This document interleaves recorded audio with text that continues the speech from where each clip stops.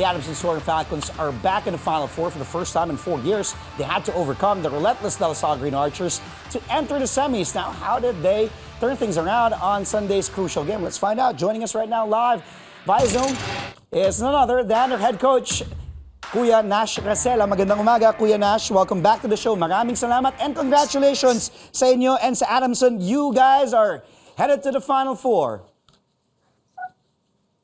Yes, good morning, Kuya Andre. Yes, we're heading to the Final Four, and we are thankful and very hopeful. Grabe, Coach. Grabe yung naging season 85 ninyo. It has been consistent at times, but here it is, one step at a time, your goal to make it to the Final Four. You may be facing a daunting task against the Ateneo Blue Eagles, who has that twice-to-beat advantage. But still, let's talk about that game that sent you to the Final Four. LaSalle, they seemed really poised to win that game. Although they were missing, as I said, key players in Phillips, in Shawnee Winston. KQ wasn't also there. Pero in a way, Evan Nelly had a great first half. They were up by 13 points at some point in that game. And I was saying, when I was watching, I didn't doubt you, pero I was watching, ako mukhang Ateneo LaSalle sa Final Four. Sabi kong ganon. Pakikwento, Kuya Nash, what did you tell the boys at the half for you guys to be able to mount that comeback against a very tough LaSalle team coached by Manong Derek?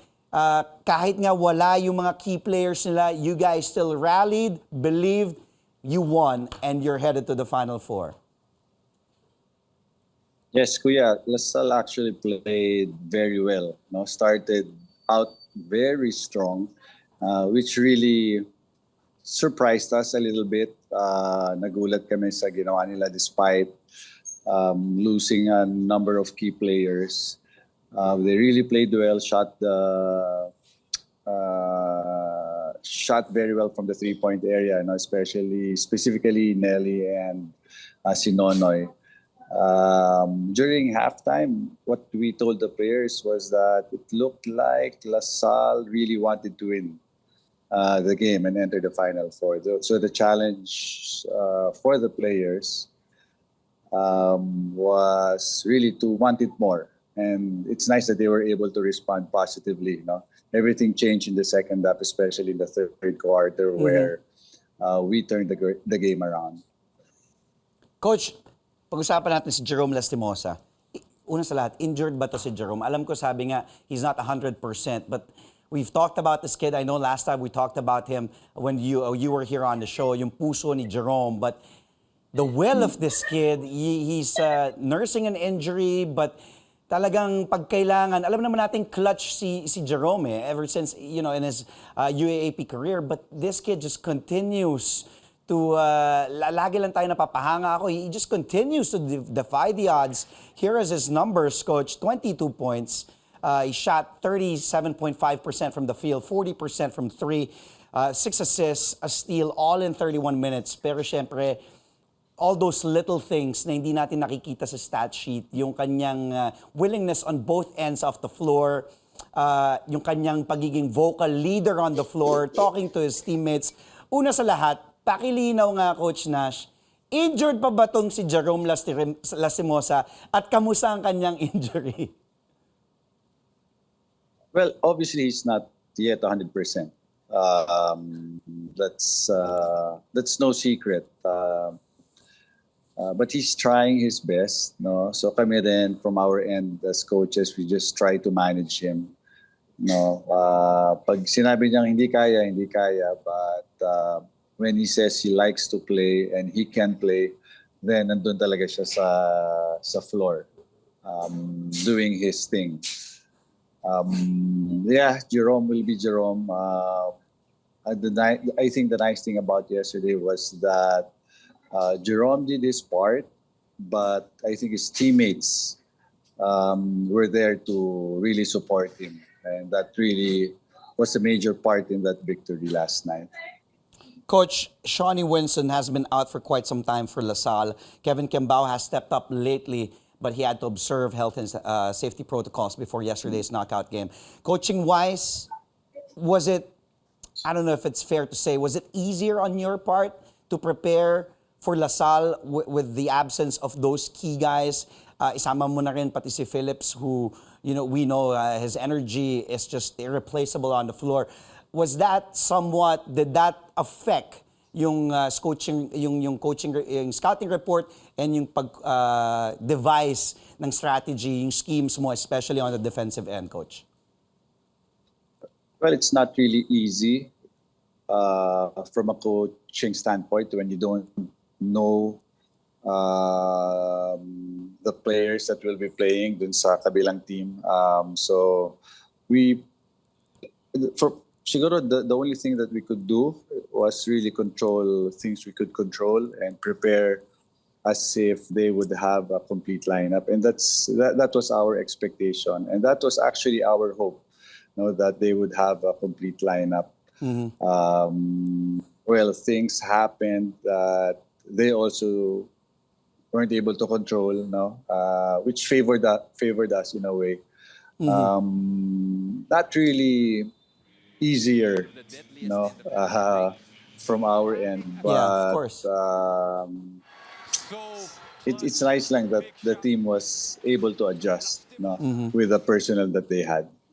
How about yung pag-adjust din sa depensa? Kasi I noticed si Jerome dun sa first, he was very aggressive. Going back to Jerome, Coach, he was very, very aggressive first 3 quarters. Tapos, he was looking for his teammates. Was it also adjustment on LaSalle's part defensively? Did you address that to him personally na, Jerome, medyo nagko-collapse yung depensa sa'yo ng LaSalle. You have to look for more for your teammates. Okay lang bang pag-usapan natin yon? Like, was there a specific conversation between you and Jerome and also yung mga kasama niya on the floor na ganito tayo nilalaro ng LaSalle depensa, especially in the earlier part in the first half. Kailangan natin mag-adjust, especially in the second half. Yes, I think there was a time in the second half where I had to remind Jerome not to overdo things and really trust his teammates. And again, to his credit, he did his part, made the right decisions, especially in the fourth quarter where he gave up the ball. And I actually thought that there were times that he gave the ball up too much. That's what I thought. Sabi ko, kailangan niya na yatang tumira. But you just have to trust your players. He made the right decisions, had a number of assists. Meron pa siyang hockey assist where Lenda was able to hit Manzano dun sa baseline. So I think those plays were big, especially in the last 3 minutes of the game. Coach, you were that close na makuha na sana yung outright Final Four. I remember talking to you before that. Do you think that loss to Ateneo last Wednesday helped in a way prepare you for yesterday's game against LaSalle, and in the same way na makakaharap mo ang Ateneo sa Final Four, nakatulong din yun with that loss last Wednesday? Yeah, for sure. Every game is a learning experience. So it's nice that we played a little bit decent against Ateneo.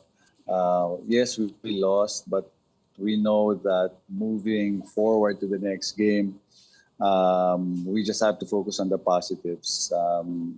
Yes, also it prepared us for the game last night. Made us more competitive, I guess. Coach, stay where you are. Marami pa tayong pag-uusapan dahil mamaya naman pag-uusapan natin ang matinding mga kalaban ng Adamson in the Final Four. It will be against the Ateneo Blue Eagles, and that will happen after a really quick break. As you can see some highlights of their elimination round games here. Adamson and Ateneo will meet Wednesday in the Final Four. Coach Nash and I will talk about that some more in just a bit. Stay tuned to Sports Desk only here on CNN Philippines. We'll be right back. We're back to Sports Desk only here on CNN Philippines. One of our top stories, the Adamson Soaring Falcons booking that last Final Four spot in UAAP Season 85. Now up next for the Falcons in the semis, the top seed and twice to beat Ateneo Blue Eagles. Adamson head coach Nash Racela is still with us on the show live by Zoom. There he is. Si Kuya Nash. Nakaka-celebrate lang ng birthday last week, by the way. Batang-bata. Coach, yun nga, pag-usapan na natin. Up next will be against the Ateneo Blue Eagles. Twice to beat. You lost to Ateneo sa dalawang round, sa first round and sa second round. But comparing both games, you made it much closer in the second round. Does this mean na you're finally, kumbaga, getting their number na, palapit na tayo ng palapit against Ateneo. Malay nyo, baka next time we face them, it will be a different result. And it's a very crucial game. Dahil as I said, they have the twice to beat advantage. If you lose, tapos na ang magandang journey ng Adamson here in season 85. But if you win, you push to that do or die game that will happen, I believe, on Sunday. So, Coach, yun nga, after those first 2-round meetings, how do you feel facing Ateneo here in this do or die game for you guys on Wednesday? Yes, all we need to do is force a knockout game. Next Sunday. We've gained a lot of experience in the first 2 rounds playing Ateneo, and I think what the second round game gave us is a level of confidence that we could play with them. So siguro from our end, we just have to remind the players that they could really play at a high level versus Ateneo. So kailangan lang din maniwala sila na kaya nila talunin. Coach, after that LaSalle game, sinabi mo na gate crashers lang kayo dito sa Final Four. Way mo ba yun? Paraan mo ba yun para, hindi masyadong ma-pressure yung coaching staff, yung mga boys entering this game against Ateneo this Wednesday? Alam naman natin, obviously, kayo yung underdogs dito. Pero is that your way of, easing the tension and the pressure and saying, no one expected us to be here, but here we are. We're in the Final Four. We're facing Ateneo.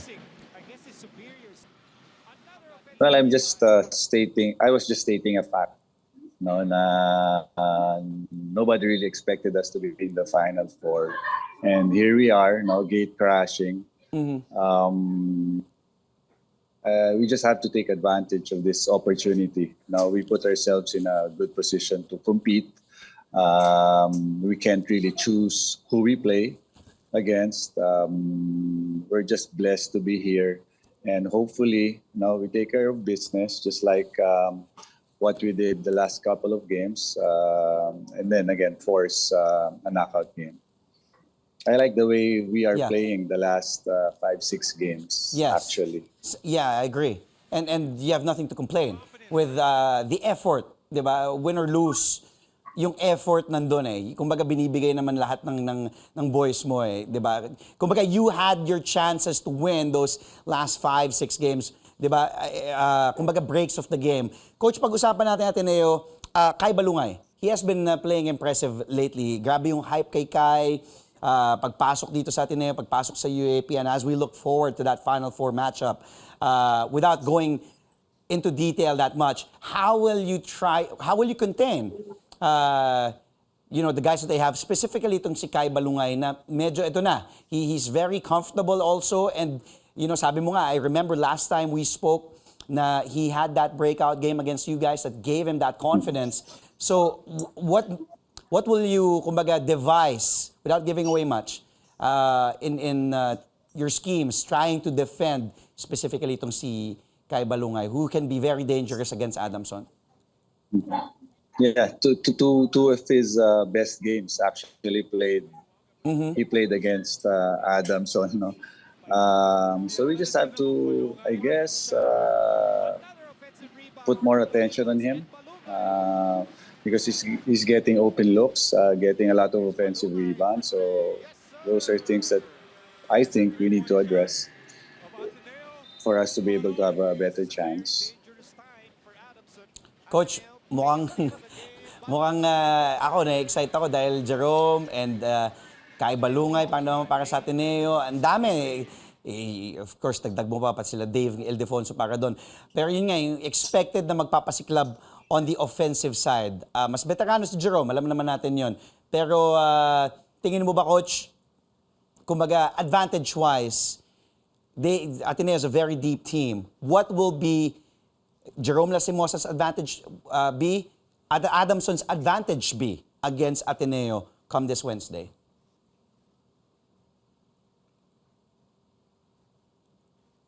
I'd say our persistence. That's something that we have already developed as a group this year, this season. So regardless of the situation, we are up, we are down. The boys will just keep on fighting, and I just hope by doing so, in the end, we end up as winners. Coach, how about, eto, before I let you go, tinitingnan ko kasi mga numbers din dito eh.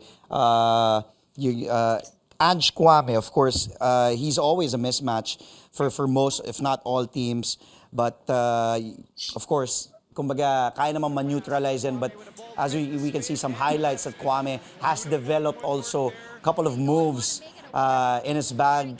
Yung pick and roll nila is very deadly in my opinion once Ange dives, and then he's really relentless also on the boards. But how can we also, kumbaga, how will you, I don't wanna ask you kasi too much of your defensive schemes eh. Pero yung ayoko sabihin na, Coach, sinong ilalagay mo dito? Will you play him one-on-one? Will you devise really when he gets a ball? Yung ball din na? I really don't know. But how, sige, ito na lang. How are you planning to defend Ange Kwame here? Well, Kuya, si Ange really does a lot of things for Ateneo. I even see that he is allowed to do a lot, excessive things that we feel if the referees would allow us to defend him, give us a chance, then we'll have a better chance because, I just see that he gets with a lot of, unnecessary things. Coach, maraming salamat para sa oras mo. Quickly, may gusto ko bang sabihin? Very quick to the Adamson community. Invite them and support you guys against Ateneo this Wednesday. Go ahead, Coach.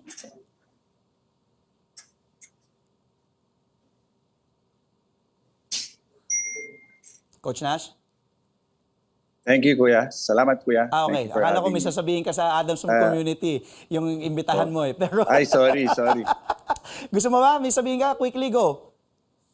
Oh, yes. Of course, I want to thank the community, na Adamson community, for their support. Kahapon talagang naramdaman namin sila. No? We were surprised with the number of people that went to MOA.